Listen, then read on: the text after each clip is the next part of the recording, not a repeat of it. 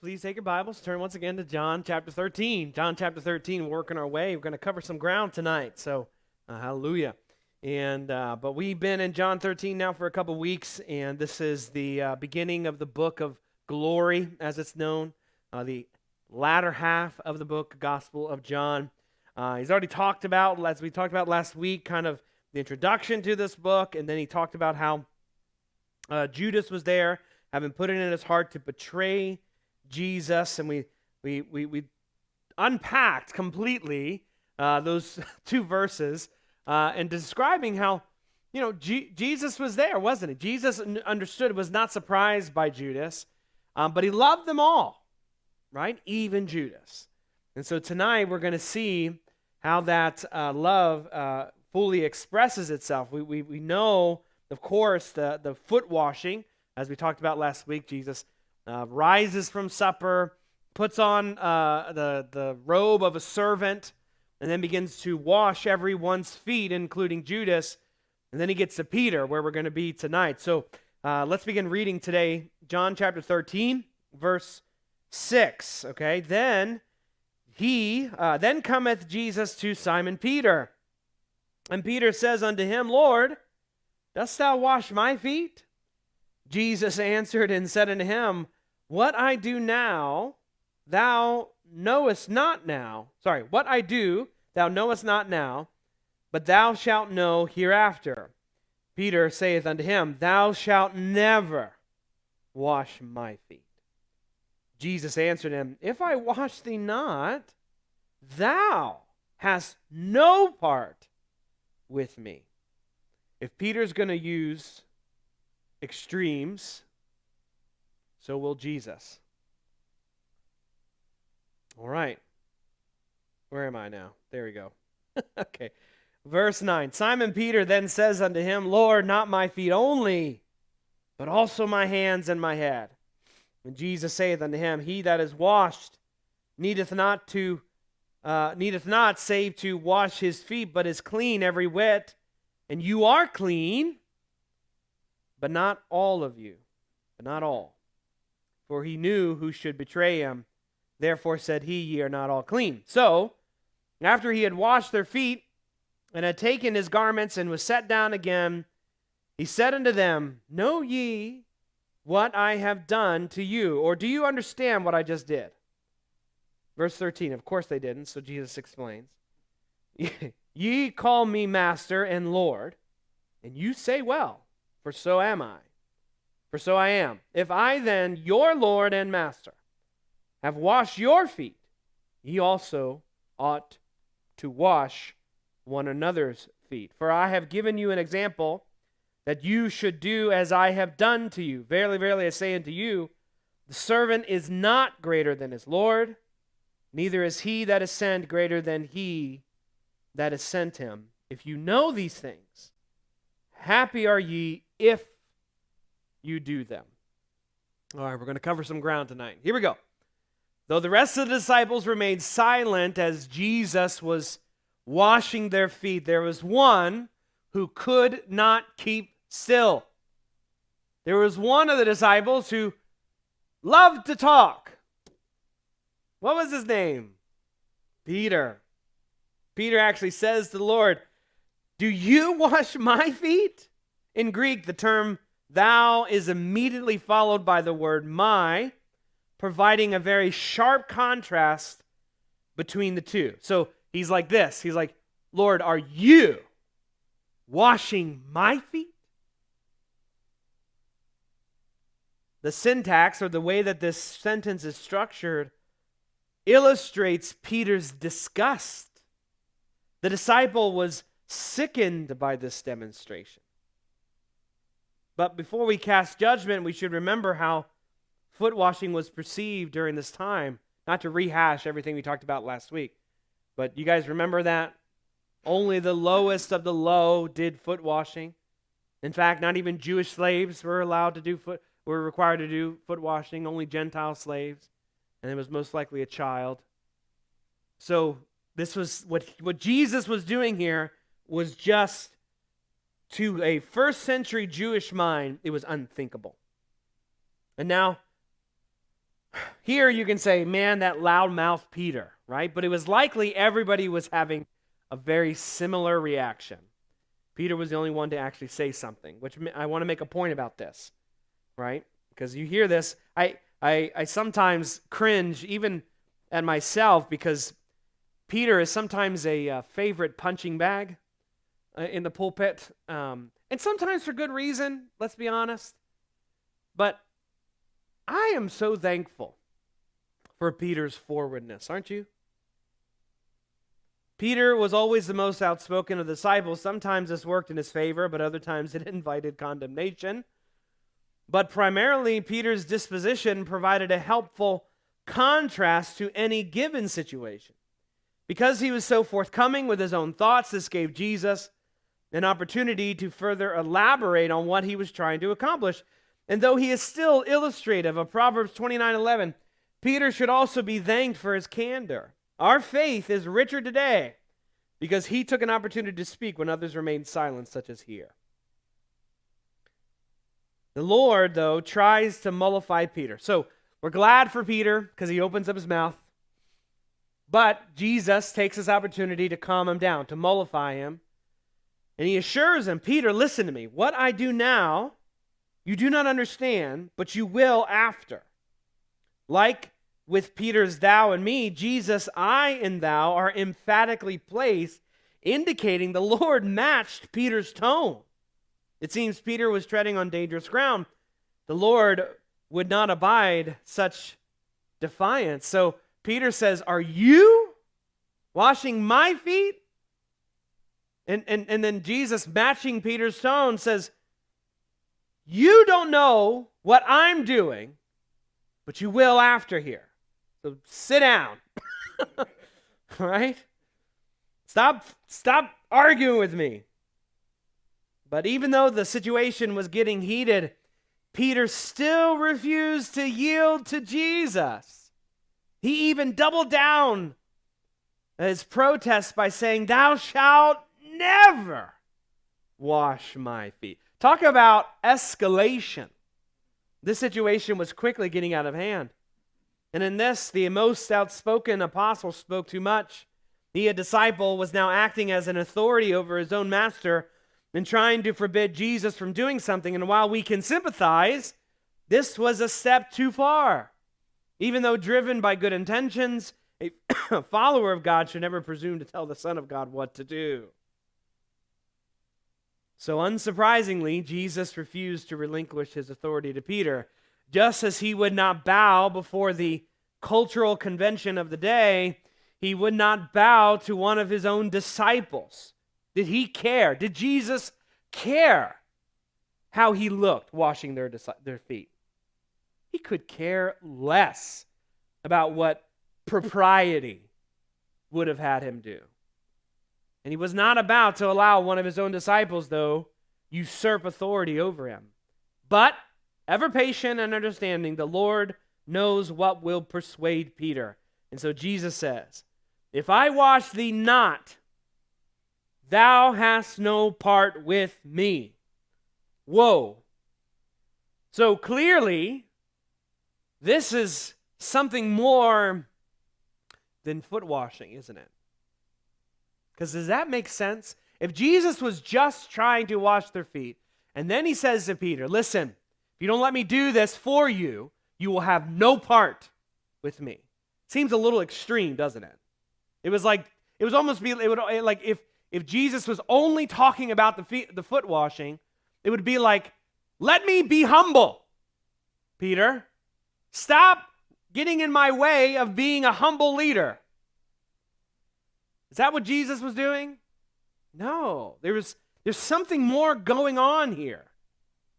This response is nonsensical if Jesus only had in mind the actual foot washing and not something more. We're going to talk about what that something more was in a second, but bear with me. And though Peter was still confused, as his comments will soon prove, he at least understood that whatever Jesus was doing safeguarded his relationship with the Lord. And he would not want to jeopardize that. So I love this. I love this. I love this. How many times had Jesus must have just said, look, I know you don't understand. Trust me. right? What I'm doing, you want me to do for you. Just trust me. And if you stop me, you're not going to have a part of my life anymore. Now, Peter didn't understand what the symbolism and all that was going on in this moment, but here's one thing Peter did understand. I want to be with Jesus. Do you realize Jesus knew the exact thing to tell Peter that would convince him? Peter, I know you love me. I know that you want to be a part of me. So be silent and let me do what I need to do. So Peter finally concedes. He says, Lord, not my feet only, but also my hands and my head, which is not just saying those parts, hands and head, because you're looking at feet, hands, and head. That's part and parcel to the whole body. Lord Jesus, give me a bath. If this is really what ensures that I have a part with you, just give me a bath. Do whatever you got to do. I love it. Now, if a little bit of washing was good, even more washing would be even better. Or so the disciple thought. Even from this response, it's clear that he had no clue what Jesus was doing. But at the very least, his words demonstrated, at least at this moment, how much Peter wanted to be a part of Jesus' life. I find myself many times now when my daughter is getting older, I have to be careful now about what I talk about or say because she gets embarrassed, And so I need to start being very careful. But I will say it's encouraging that she's getting so smart. She has a quick wit like me. Her tongue's going to get her in trouble, I know. And but she's still 8, so she doesn't understand everything. And I have to constantly. I've been pulling out this from the old drawer many times. Baby, just trust me. Just trust me. Just trust me. Right? I know you don't understand. Just trust me. And here's Jesus. Peter, sit down. Let me wash your feet. You're going to understand eventually. Just trust me. Just trust me. And Peter's like, yes, I trust you. Give me a bubble bath. So within a few moments, what did we just watch? Like, what was that, 2 verses, 3 verses? Right?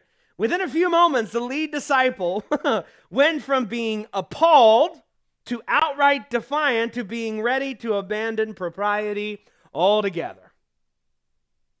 What a change. He was like, I don't care what this looks like. Wash my hands, wash my head, wash my feet, wash me all over. I don't care if it means I can be a part of your life. Don't you love Peter? Man, he wore his feelings on his sleeve.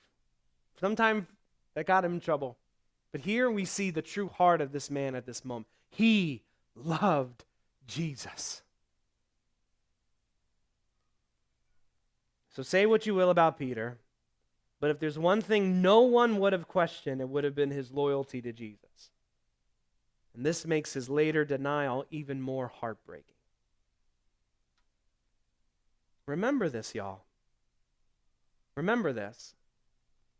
I wish that this is just extra tonight, I wish that we as followers of Jesus would always be on fire for Jesus. Don't you wish that?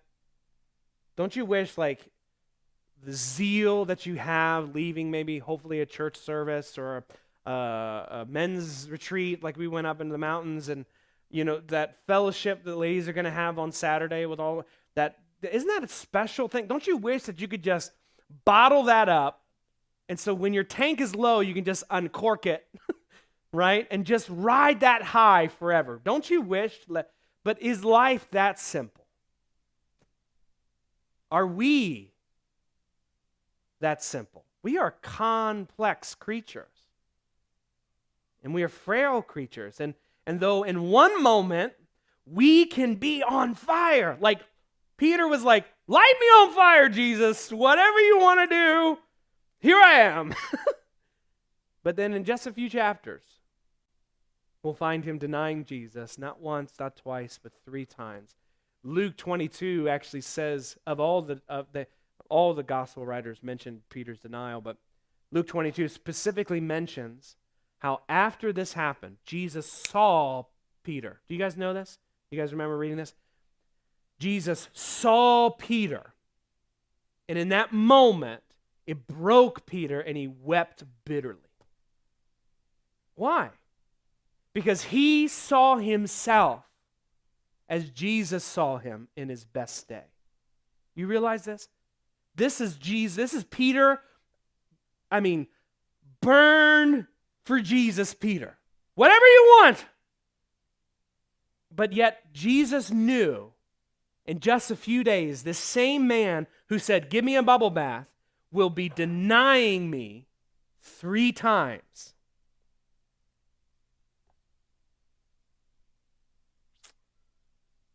It's sad, y'all.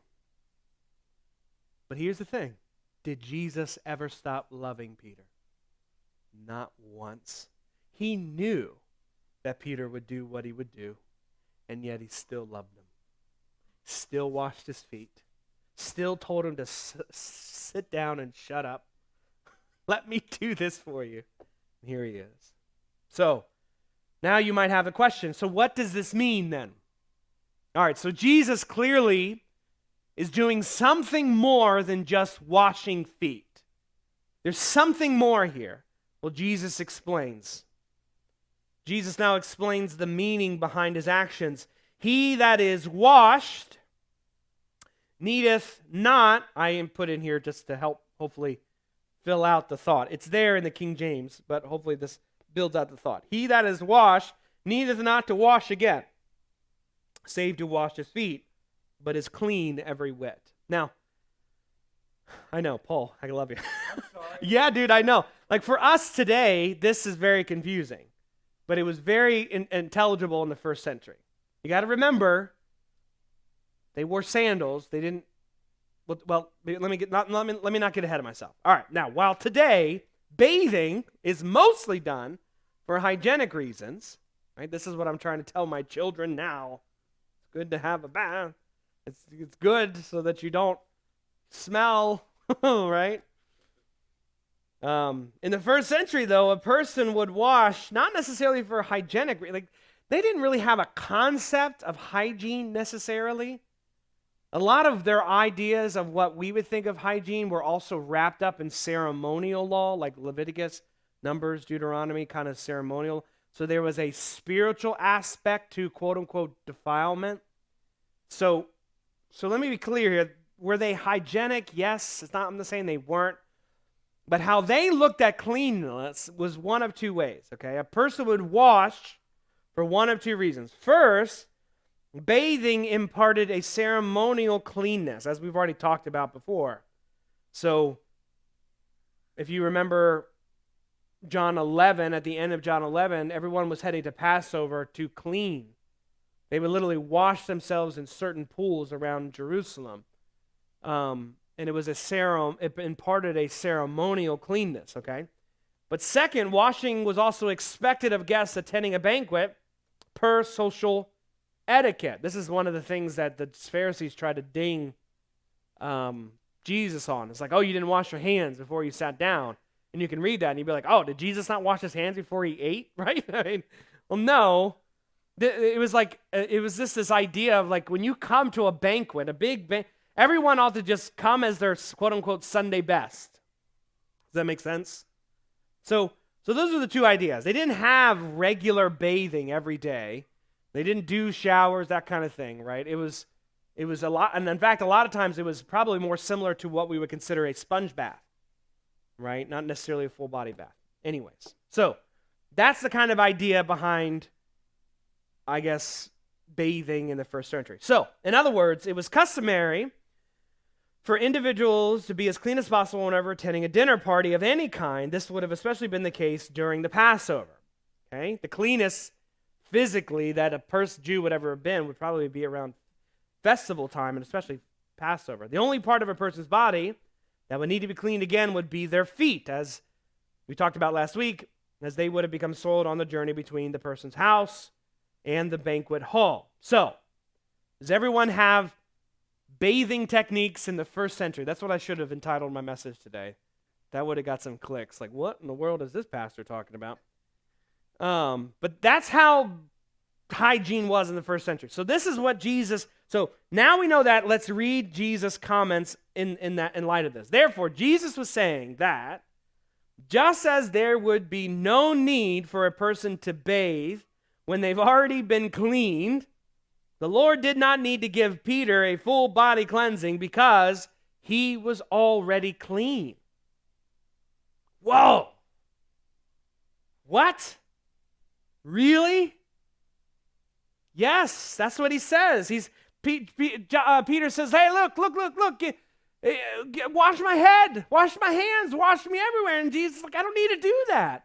You're already clean. I just need to wash your feet. But how? How is this possible, you might be thinking?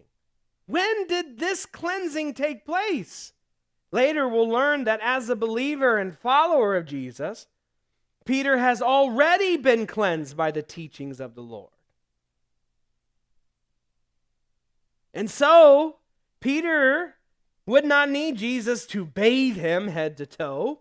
The Lord has been doing that ever since Peter became his disciple. But the last thing Peter would need was for the last remnants of the world to be washed away. Though he was clean, though he was already a believer, there was yet a part of him that was still contaminated by the world, and it would take quite a cleansing to make him wholly clean. And so in this way, the foot washing prefigured Jesus' cleansing work on the cross. Just as he wiped the dirt from the disciples' feet, the Lord will wash away their sin.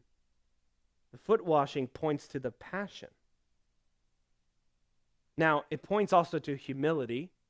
This is something I learned just this week when I was studying this in depth. I always thought the foot washing was an illustration of God's humility, Jesus' humility, and it is. But it's also a symbol of what Jesus will do on the cross. Because these disciples were already believers. And if I don't want to use necessarily modern soteriological terms, but in one sense, he was already saved because he's already put his lot in with Jesus, hasn't he? Lock, stock, and barrel. But has the cross happened yet? No. So Peter was in this weird middle where he was saved, but yet his sin had yet to be atoned for. And so Jesus is here washing his feet, trying to give him this wonderful example. Look, what I'm doing for your feet, I will do for your soul.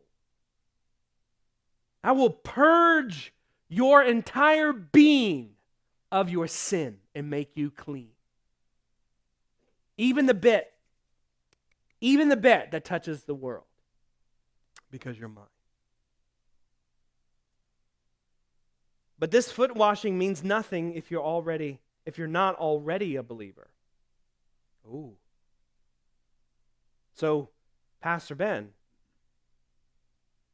you mean the foot washing itself didn't do anything? You're right, it doesn't do anything. Just like baptism. We're going to do baptisms on Sunday. Does that water do anything for you? No, it's a picture, it's a symbol. The same thing for the foot washing, because you might be sitting there thinking, well, Judas was there. Jesus washed Judas' feet too. What about him? Was he saved? No. Why? Because the foot washing made no sense and did nothing for Judas because Judas was an unbeliever. He was a thief. He was a murderer from the beginning. He was a betrayer. So no. You see, foot washing means nothing if you are not already a believer. Baptism means nothing if you're not already a believer. Communion means nothing unless you're already a believer. As Jesus says, ye are clean, but not all. Jesus explains what he means by saying, for he knew who should betray him, therefore said he, ye are not all clean. Ceremonial cleansing does nothing for the soul if the heart is already unclean. Judas was not a believer. His betrayal is proof that he did not believe in Jesus' word. To use Jesus' metaphor, Judas had come to the Passover dirty, unbathed, and unrepentant. He needed more than his feet cleaned. He required a full body makeover. Sad, isn't it? So, the foot washing in here in John 13 is a picture of the Passover, but it also illustrates a very valuable lesson, okay? Though the foot washing demonstrated what the atonement does for the believer. The atonement, don't be scared by that big word. The atonement is just a doctrinal word that means God, what Jesus Christ did on the cross. Atonement is Jesus washed my sins away. That's what atonement is. So the foot washing was a symbol pointing to the atonement, but it's something more. There's another lesson to teach in the foot washing. John tells us, so after he had washed their feet and had taken his garments and was set down again, he said unto them, know ye what I have done to you? You call me Master and Lord, and you say, well, for so I am. If I then, your Lord and Master, have washed your feet, you also ought to wash one another's feet. Considering Jesus' interactions with Peter, we know the answer to, know ye what I have done to you? What was the answer? Everyone was oblivious. No one understood what Jesus was doing.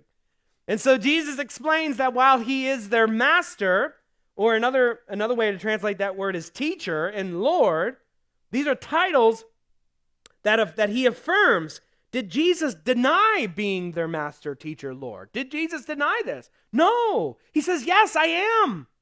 You're right. You're saying those words and those titles correctly. I am your master. I am your teacher. I am your Lord. Good job. But Jesus has not used those positions for personal gain, but to serve. And just as he, being their Lord and Master, has washed their feet, they ought to wash one another's feet. Disciples of Jesus are not dictators. They are servants. They lead by serving. That's Jesus' point. He says, y'all, you say I'm your master. Good. Say I'm your Lord. You're right. And in that context, he means God. Divine. Not just Sir, Lord, but God, Lord. You say it. You're right. But have I used my authority? Have I used my position for my own gain? No. I have used my position and my authority as a servant to get down on my knees, to put your feet in my hands and wash them. And if I've done this, you ought to as well. You ought to serve one another as well. Because he says this, for I have given you an example, that you should do as I have done to you.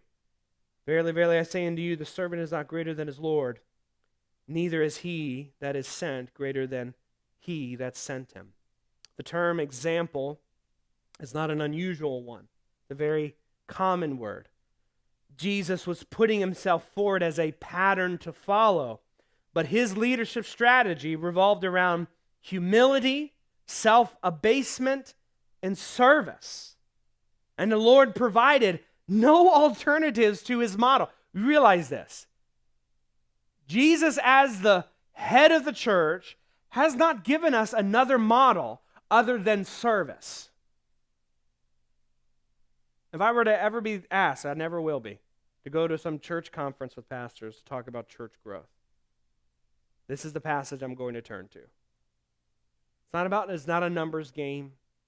It's not a financial game. It's a serving game, what we do here at church. That's the model. That's the strategy, that you serve one another. If these men would fancy themselves as Jesus' disciples, they would do what their Lord did. After all, a servant does not hold a greater position than his Lord. He obeys in all things. Likewise, a messenger, that is he that is sent. That's the Greek word apostolos. I love it when what we talk about on Sunday coincides with Wednesday or vice versa. You guys know that better than most, than those who just come on Sunday morning. I didn't even know we were going to talk about apostles today after we did the sermon on Apostles Sunday. And so this is the only time in all of John's account that John uses the word apostle. And he's using this term to describe the mission, the strategy of all of Christ's disciples. So what is an apostle supposed to do? Serve. What is our disciples supposed to do? Serve. A messenger, an envoy, he that is sent, the apostolos, is not more important than the person who sent the messenger. In this, the chain of command is unaltered. And this was something that Jesus was known to have said on multiple occasions. It's one of those funny things that you find in the Gospels when you read all four of them. You find these sayings of Jesus that he loved to say over and over and over again. This is one of them. The servant is not greater than his Lord. He said that many times. So, what does he mean? Whether in this world or the next, some are the boss and some are the employees, right? That's just how our world works. Does that make sense to everybody? Everyone has a job. Okay? However, unlike in this world where CEOs are served by their staff, the executives serve the personnel in God's kingdom. No task was more degrading than foot washing. Therefore, there is no task to which the disciple is exempt. It is precisely because he calls himself a follower of Jesus that he ought to do the things no one else wants to do. The greatest of Jesus' disciples needs to be ready to render humble service to the least of the disciples when necessary. I told you the story before, but when the church I served out in Georgia, Jeff Hill, good man, friend of mine, mentor, talked to him actually Sunday. I will never forget how many times I came in Sunday morning before anyone was there, and he was checking classrooms, opening up doors. He would have Windex in his hand, spraying down windows. I many times found him in the bathroom, plunging a toilet, because at that time, well, they probably still do, but they had a gymnasium, so the church was actually in use every day because of sports and everything, and so and we did have someone who cleaned, but sometimes it was a lot of work. And there was Jeff Hill. He wanted to make sure at least Sunday morning everything was set. Toilet paper rolls were filled. There was paper towels. The chairs were where they needed to go, that there wasn't some massive mess that needed to be cleaned up. And he didn't call me, his lackey. He just did it himself. That's a good example, isn't it? Yeah. I think about that all the time when I'm here. I was like, I hope I'm like Jeff, right? Let me just do it. Let me just call my wife or Pastor Bob. Just do it. Jesus says, I am Lord. I'm the God of the universe. You're not greater than me. I am not the sent one. You are. You're my messengers. I'm the better one. I'm the greater one. I'm the King of Kings. I'm the Lord of Lords. I am God. And I washed your feet. Do you really think if you're going to be one of my disciples, you're going to be able to get out of washing each other's feet?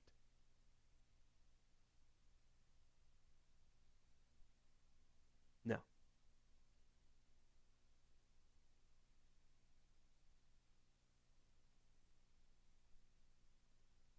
It is precisely because a Christian calls himself a follower of Jesus that he ought to do things no one else wants to do. Jesus concludes his explanation of the foot washing by saying, but if you know these things, happy are ye if you do them. The Greek term translated as happy is more commonly translated as blessed. In fact, in my Greek concordance, that word shows up in the New Testament something like 45, 43 times. Only 5 times is it ever translated as happy. The others are all translated as blessed, blessed. Thus, verse 17 is one of only 2 beatitudes in John's account. The other one comes up in John 20. We'll get there. But there is happiness in knowing, isn't there? How many of you, I hope, part of my goal as a pastor on Wednesday and Sunday is to hopefully explain something to you that no one else has explained, or if they've explained it, they explain it poorly. Like, I want to be a good explainer as a pastor. That's kind of one of my big goals, especially here, because you guys have an appetite for this type of a study. Oop, sorry. And isn't there a joy in knowing something you didn't know before? It is such a joy. When you get the light bulb, clicks on, you're like, oh, that's what that means. But can I tell you, there is a greater joy than knowing. It's in doing.